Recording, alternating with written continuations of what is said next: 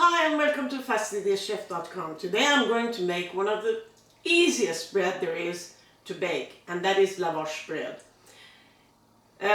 Food historians and people are debating about whether it comes from Iran or Turkey or Armenia.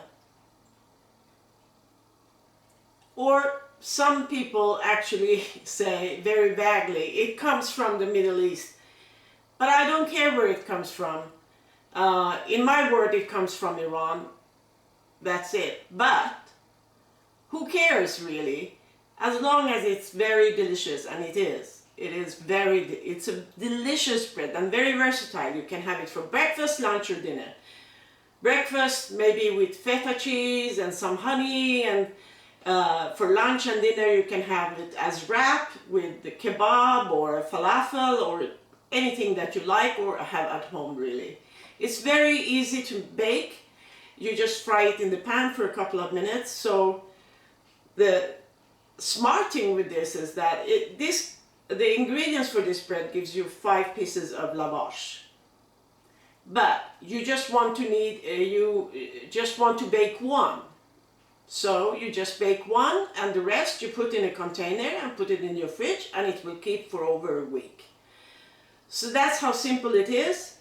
So let's get started and see how easy it is to bake this lavash, and I really hope that you like this recipe. If so, please do consider subscribing, and don't forget to give your thumbs up.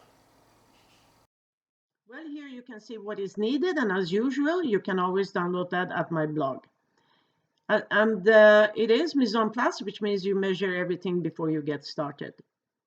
Start by pouring in the flour in a mixer bowl, add the salt, the water, the oil and the yogurt, and then drive the machine slowly at first, so until everything is very well mixed before you increase the speed, and mix it for 2-3 minutes. The dough, when it clumps around the mixer, and the bowl is clean from dough, and you can stretch the dough, then it's ready. Then you put some flour on your bench, of course, baking bench, and then also on a little small tray.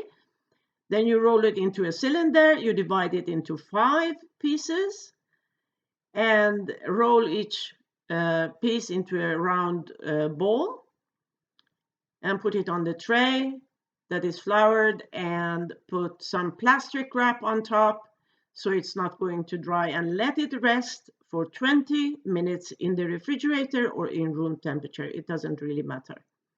Then after the resting period, you flour your bench lightly and roll out the dough into 12 to 18 centimeters in diameter. Then you flour parchment paper and put the bread on top of that.